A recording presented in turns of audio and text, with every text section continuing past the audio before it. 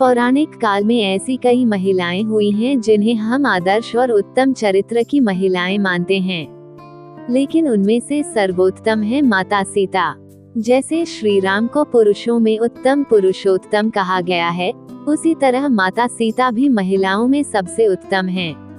इसके कई कारण हैं। आओ जानते हैं सीता माता के बारे में 10 रहस्य। धर्मशास्त्रों में ऐसी ही अनेक गृहस्थ और पतिव्रता स्त्रियों के बारे में लिखा गया है, जो आज भी हर नारी के लिए आदर्श और प्रेरणा हैं। अनेक लोग माता सीता के जीवन को संघर्ष से भरा भी मानते हैं, लेकिन असल में उनके ऐसे ही जीवन में हर कामकाजी या गृहस्थ स्त्री के लिए बेहतर और संतुलित जीवन के अनमोल सूत्र छुपे हैं। 1. कौन है सीता के माता पिता? देवी सीता मिथिला के राजा जनक की ज्येष्ठ पुत्री थी, इसलिए उन्हें जानकी भी कहा जाता है। वाल्मीकि रामायण के अनुसार एक बार मिथिला में पड़े भयंकर सूखे से राजा जनक बेहद परेशान हो गए थे। तब इस समस्या से छुटकारा पाने के लिए उन्हें एक ऋषि ने यज्ञ करने और धरती पर हल चलाने का सुझाव दिया। उस ऋषि के सुझाव पर राजा जनक ने यज्ञ करवाया और उसके बाद राजा जनक धरती जोतने लगे। तभी उन्हें धरती में से सोने की डलिया में मिट्टी में लिपटी हुई एक सुंदर कन्या मिली।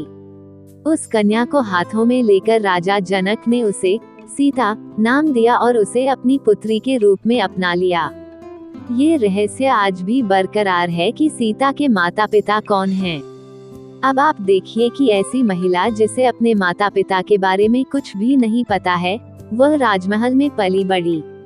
इस देश में ऐसी कई बालिकाएं हैं जिन्हें उनके माता पिता मंदिर की देहली, अस्पताल के बाहर या कचरे के ढेर पर छोड़कर चले गए हैं। ऐसी बालिकाओं को अनाथ आश्रम में जगह मिलती है या भाग्यवश वे किसी अच्छे घर की बेटी बन जाती है।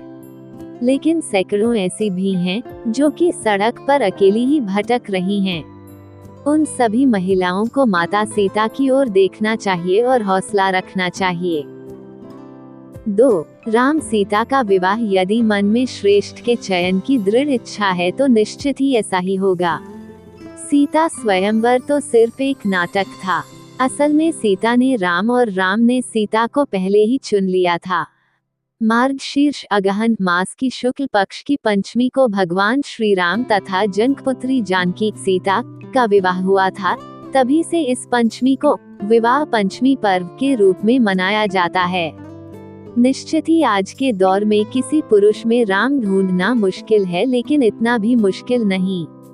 एक पत्नीव्रत धर्म का जो पालन करे और 7 वचनों को जो गंभीरता से ले, उसी से विवाह करना चाहिए।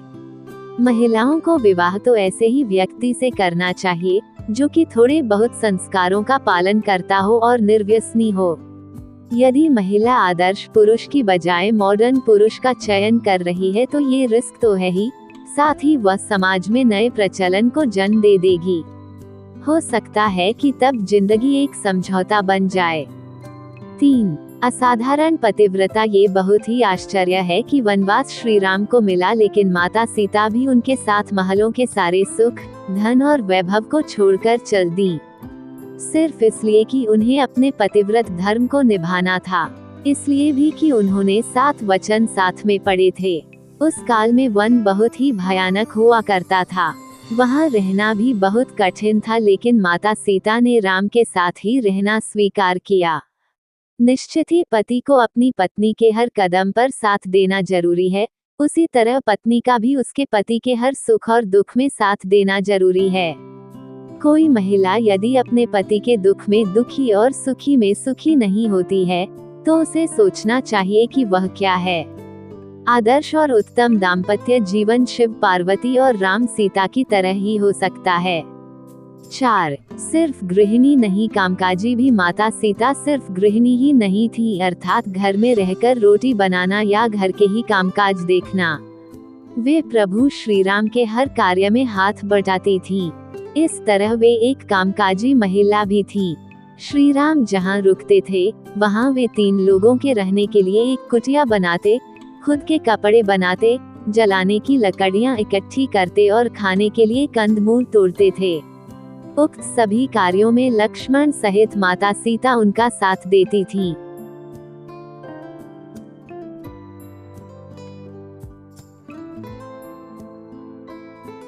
5.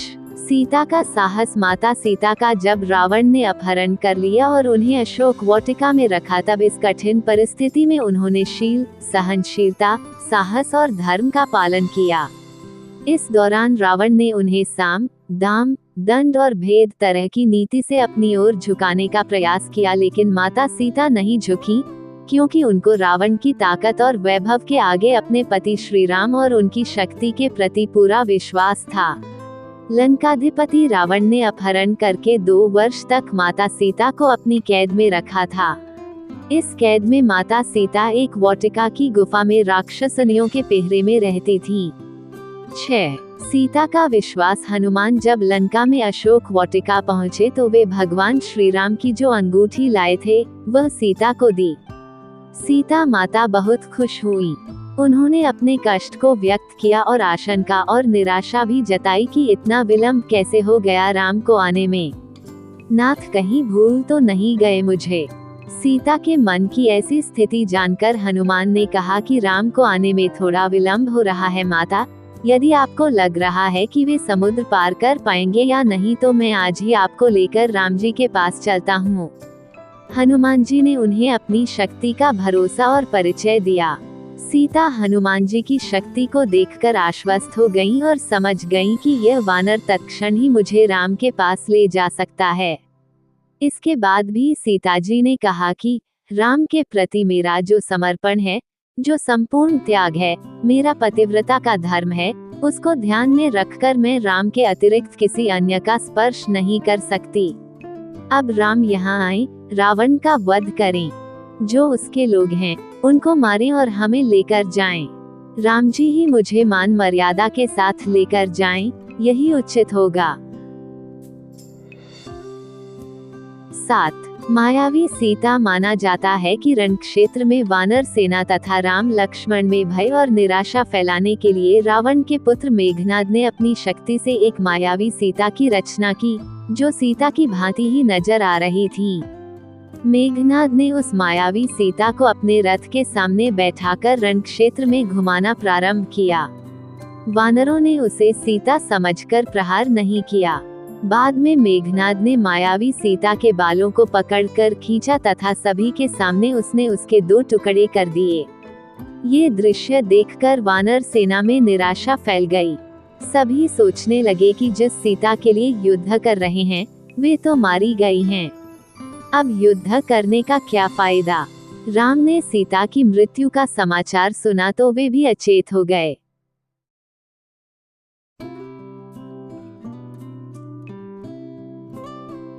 चारों ओर फैला खून देखकर सब लोग शोकाकुल हो उठे। ये देखकर मेघनाद निकुंभिला देवी के स्थान पर जाकर हवन करने लगा। जब राम की चेतना लौटी तो लक्ष्मण और हनुमान ने उन्हें अनेक प्रकार से समझाया तथा विभीषण ने कहा कि रावण कभी भी सीता को मारने की आज्ञा नहीं दे सकता, अतः ये निश्चय ही मेघनाद की माया का प्रदर्शन है। आप निश्चिंत रहिए। बाद में कुछ दिन युद्ध और चला और अंततः रावण मारा गया। 8. सीता की अग्नि परीक्षा। सीता ने अग्नि परीक्षा दी थी या नहीं दी थी, ये सवाल अभी भी बना हुआ है। ये भी कहा जाता है कि उन्होंने अग्नि परीक्षा दी थी, लेकिन राम ने सीता का त्याग नहीं किया था। जिस सीता के बिना राम एक पल भी रह नहीं सकते और जिसके लिए उन्होंने सबसे बड़ा युद्ध लड़ा, उसे वे किसी व्यक्ति और समाज के कहने पर क्या छोड़ सकते हैं। राम जब सीता को रावण के पास से छुड़वाकर अयोध्या ले आए तो उनके राज्याभिषेक के कुछ समय बाद मंत्रियों और दुर्मुख नामक एक गुप्तचर के मुंह से राम ने जाना कि प्रजाजन सीता की पवित्रता के विषय में संदिग्ध है, अतः सीता और राम को लेकर अनेक मनमानी बातें बनाई जा रही हैं। उस वक्त सीता गर्भवती थी। राम और अन्य से सीता से कहा कि समाज में बातें बनाई जा रही हैं। सभी कहते हैं कि अग्नि परीक्षा देगा पड़ेगी।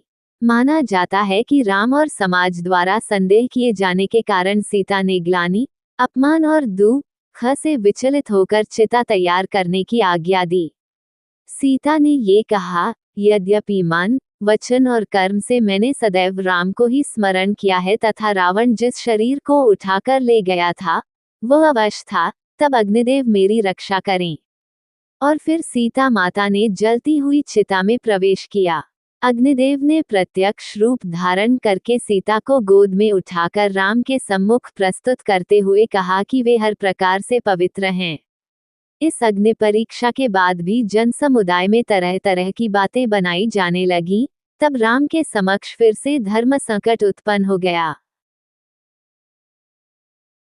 9. वाल्मीकि आश्रम में सीता जब गर्भवती थी तब उन्होंने एक दिन राम से एक बार तपोवन घूमने की इच्छा व्यक्त की। किंतु राम ने वंश को कलंक से बचाने के लिए लक्ष्मण से कहा कि वे सीता को तपोवन में छोड़ आएं। हालांकि कुछ जगह उल्लेख है कि श्री राम का सम्मान उनकी प्रजा के बीच बना रहे, इसके लिए उन्होंने अयोध्या का महल छोड़ दिया और वन में जाकर वे वाल्मीकि आश्रम में रहने लगी। वे गर्भवती थी और इसी अवस्था में उन्होंने अपना घर छोड़ा था। वाल्मीकि आश्रम से सीता ने लव और कुश नामक 2 जुड़वां बच्चों को जन्म दिया। 10. सीता की मृत्यु। माता सीता अपने पुत्रों के साथ वाल्मीकि आश्रम में ही रहती थीं। एक बार की बात है कि भगवान श्री राम ने अश्वमेध यज्ञ का आयोजन किया। उस यज्ञ में वाल्मीकि जी ने लव और कुश को रामायण सुनाने के लिए भेजा। राम ने दोनों कुमारों से यह चरित्र सुना। कहते हैं कि प्रतिदिन वे दोनों 20 सर्ग सुनाते थे। उत्तरकांड तक पहुंचने पर राम ने जाना कि वे दोनों राम के ही बालक हैं। तब राम ने सीता को कहलाया कि यदि वे निष्पाप हैं तो यहाँ सभा में आकर अपनी पवित्रता प्रकट करें।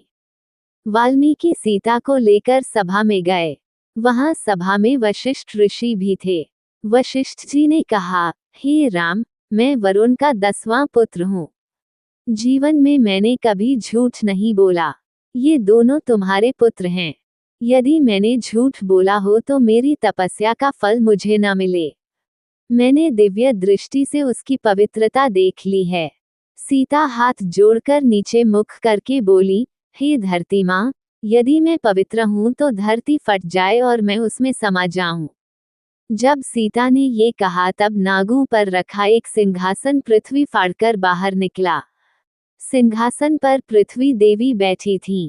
उन्होंने सीता को गोद में बैठा लिया। सीता के बैठते ही वह सिंहासन धरती में धंसने लगा और सीता माता धरती में समा गईं। हालांकि पद्मपुराण में इसका वर्णन अलग मिलता है।